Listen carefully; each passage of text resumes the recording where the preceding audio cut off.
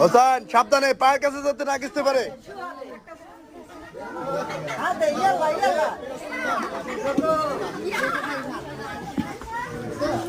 দর্শক, আমরা আছি কুমিল্লা তিতাস উপজেলার নয়াকান্দি গ্রামে। আমরা আছি মোস্তফা ভাইয়ের বাড়ি থেকে। মোস্তফা ভাই সিঙ্গাপুর প্রবাসী, তার বাড়ি থেকে কিন্তু এই বিশাল গোকরা সাপটা আমরা উদ্ধার করতে সক্ষম হয়েছি। হোসেন আপনারা দেখতে পেয়েছেন লাইভে।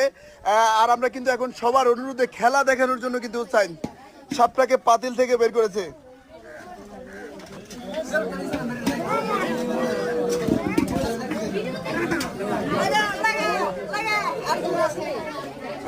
আস্তে হোসেন,